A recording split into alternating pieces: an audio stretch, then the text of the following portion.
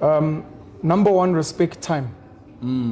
One of the things a lot of people don't understand is respecting time means showing up before time. Because when you show up on time, people respect you and people always ask you to come back. Number two, there is something special in each one of us. We just haven't been taught how to sit down and meditate and figure out what that is.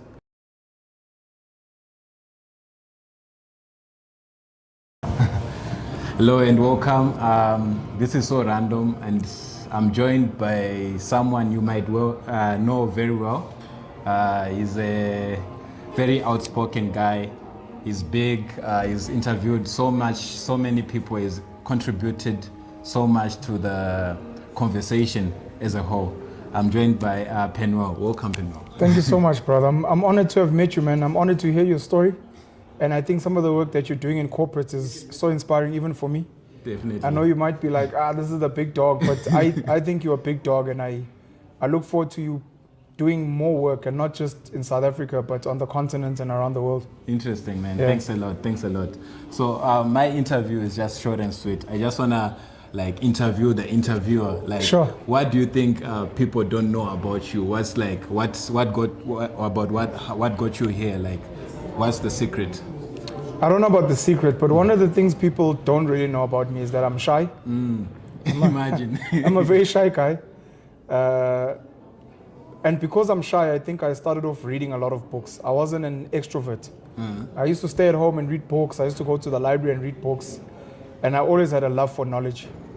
And I think that love for knowledge translated when social media came out. Facebook in 2005. I just started being on social media and wanting to learn a lot about people. I learned about business, then I started researching business around the world. With politics, I started researching politics. When I started learning about African history, I wanted to know everything. So I just always want to know stuff. And I think because I always want to know stuff, when I meet anyone and they speak to me about something, I'm always trying to find things about you that you know, that maybe I've researched about, so that we can have a conversation about it. And in that way, I think it becomes a bit more interesting. Interesting, man. Yeah, because I feel like a lot of people would actually aspire to be someone like you, very outspoken, making people talk. My favorite episode was that Dr. Uma. I actually watched that full thing. Dr. Uma Johnson. Dr. Uma Ifatunde. And I remember there's something that he said, and he corrected you as something about Pan-African or something like that. African American. African American. So he was saying he doesn't believe in African American. He believes you're an American African. Imagine. American first, that is from Africa, and not the other way around. That it's like, I'm an American, but that is Africans. No, I'm an African, but in America. Oh, interesting. Yeah. Yeah, man. I found that interesting also because he's kind of doing his thing. My other question would be, in terms of advice, what would you advise your younger self? I know maybe you're at the place that you maybe you wanna be at now, sure, or perhaps you wish to be more. But what would you advise the younger person, the younger Penuel that wasn't viral, that was not sure, big, and what kind of gave you the edge to say, okay, I'm gonna do it, whatever it is? Yeah. I'm gonna give standard advice, and I apologize, man. Number one, respect time. One of the things a lot of people don't understand is respecting time means showing up before time. Because when you show up on time, people respect you and people always ask you to come back. The other thing is to respect money. So it's almost saying respect numbers. And the most important numbers are time and money. If you can respect time and if you can respect money, so many other problems get solved, number one. Number two, there is something special in each one of us. We just haven't been taught how to sit down and meditate and figure out what that is. And once you've figured it out, find out who in the world is willing to pay you the most. So I'm looking at you now, you're tall, you've got a beautiful features. You could easily become a model, a supermodel, and travel the world like Chimon Hunsu. But because you haven't sat and meditated, what's brilliant about me? What's so dope about me? And you write down a list. Maybe you're a good athlete, maybe you're good looking, maybe you speak well, maybe you're brilliant at capturing content. And then be like, which of these things is going to make me the most amount of money? Which of these things is going to make me really happy? which of these things is going to make me give an impact to the world? And then you need to focus your energy on all of that. Warren Buffett and Bill Gates, I don't know if the story is true, were at a dinner. And in the dinner, everyone was asked around the table, what do you think is the one word that leads to success? And both of them, Warren Buffett and Bill Gates, wrote down the same word: focus. We hear today about 7 income streams. If you're all the rich people have 7 income streams. The reality is most rich people start off with 1. You focus on one thing, you become the best at it. If you can become world class. If you look at LeBron James, Tiger Woods, Michael Jordan, Serena Williams, Michael Jackson, all of them had like one thing. And they put their everything in that. And then when they became very successful, then they invested in property and shares and music catalogs. And I think LeBron James has got a school and those things. So find that one thing and then invest your everything in that one thing and try to make it successful before you branch out. So respect numbers and then focus on one thing. Yeah, thank you very much, man. Sure. I don't know if you have something else you would like to say in regards to your character. How do you personally build your character to be the person that you are? Because personally myself, as you said, I wish to be like something else. There's something that always tells me like in the back of my head, like, no, like don't do it. Like, you have doubts. Yeah, that doubt, like that doubt. But I have that belief like I can take over the world, you know. But like I always have that thing in the back of my head. So how would you like kind of like advise me in terms of my character in regards to that? Are you Christian? I'm a Christian for sure. Very much. Very much. I go to church every Sunday. So I meet a lot of Christians who are also scared, and I don't understand, because the core of Christianity is Jesus Christ. Yeah. There is no... I remember you have your own religion, eh? I do. Penuelism. In the Christian faith, or rather even in the world, the most documented, I think, rebel, very brave, very courageous, very outspoken is Jesus Christ. The guy would walk into temples and debate elders. The guy went to spend time with prostitutes and pimps, and he traveled everywhere spreading a message of love and peace. So for someone like yourself, at least, other people can use other references. Read your Bible, pray, and just channel the spirit of Jesus Christ and be like, Jesus was a rebel for the right thing and he was brave. And if he was willing to die for my sins, then I should not be scared to live for my dreams. Damn, that's... If you get what I'm saying? Yeah, definitely, man. Yeah. That's like major. And it's funny, ironic coming from someone That's who has what's their up. own religion. Shout out to your mom and dad, man. Howdy, mate. Where's your dad in Australia? My dad, his name is Remigio. He's out there in Australia. Remigio, yeah. He loves you. Shout out to Remigio. Shout out to your mom as well, bro. Yeah, for especially sure. since it's Women's Month. For sure. And thanks a lot, man. I don't want to take too much of your time, but I appreciate you, brother. I feel honored. Thank you. And I feel like this was written already. Thank you. Tell us where the future of podcasting. The future of podcasting. Jeez, I'm supposed to guess. Do you think because like it's something that's viral for now. Yeah, but, yeah. You know, as we know, like things come and go. Yeah. A lot of things come and go.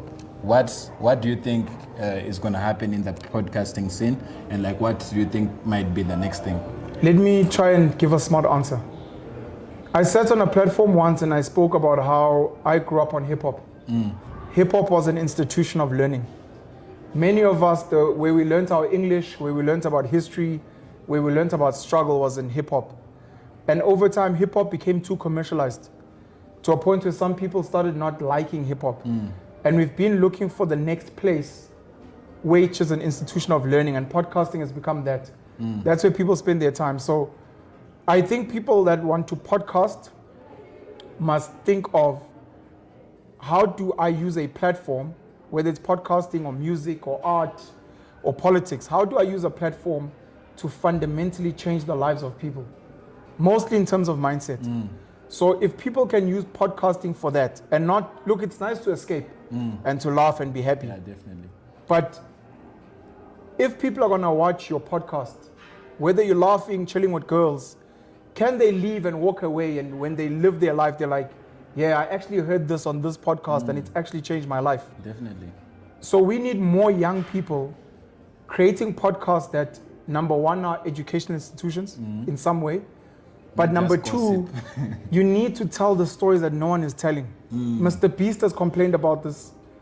Peter Thiel has said that Mark Zuckerberg became the next Bill Gates because he didn't do what Bill Gates was doing. He wasn't going into software.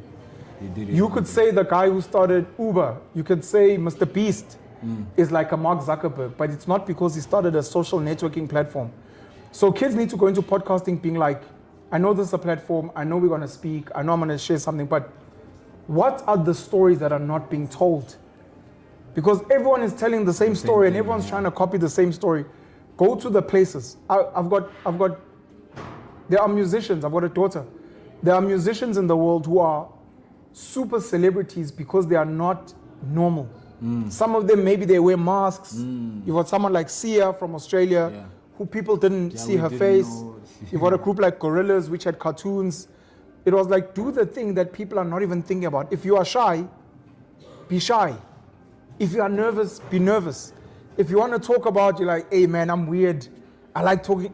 Talk about that, because I can tell you, in a world of 8 billion people, there are at least 1 million people that are interested in what you are interested in. Definitely. So we need more kids, especially on the African continent, who are going to tell different stories, who are going to tell stories in indigenous languages, who are going to feed artificial intelligence through the podcasts. I can tell you, at least for mine, some of the work, if anyone's going to watch this, the stuff I still need help in, taking my podcasts and translating them into Swahili, translating them into French, translating them into Mandarin, translating them into Spanish, so that we can access the world. And in that way, that becomes the future, where we're taking, you can even take existing podcasts. You know, it's crazy. And just be like, I'm just going to translate all of these things into languages that they haven't tried doing it in. And that's all I'm going to do. Definitely, man. Like, I agree with you with the language thing, because I feel like the barrier in life is just communication. 100%. Like, we feel like I studied in China for 4 years, so I can actually speak Mandarin. Okay, dope.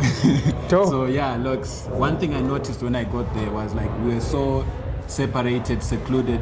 The Russian kids played with the Russian kids. Sure. The Chinese played with the Chinese, and the Africans generally were just with the Africans. But what's the point of being overseas if you're not going to integrate and learn? So that's when I started my magazine, which was like Intercontinental Magazine, to kind of bring people together through fashion and make like fashion and language. Okay. So that's how I kind of went about that.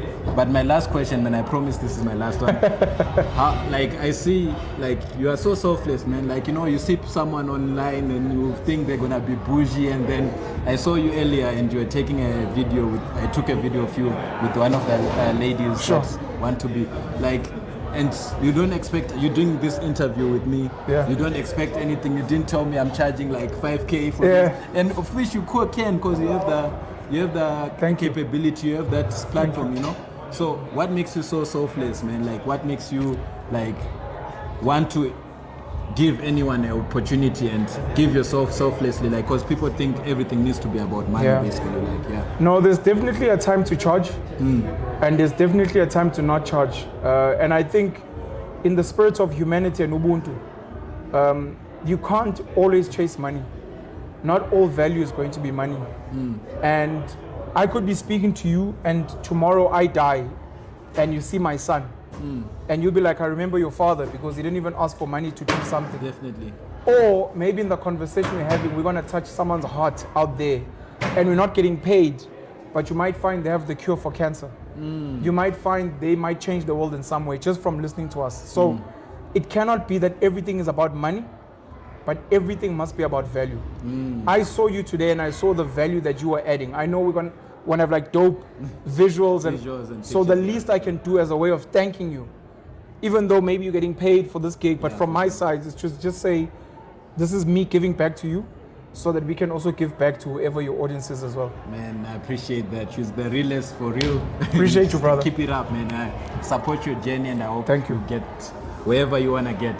Thank you. To the stars. You know what it is. That was Penuel, the Black Pen, representing the black people here. And thank you so much for the random interview. Cheers. Cheers.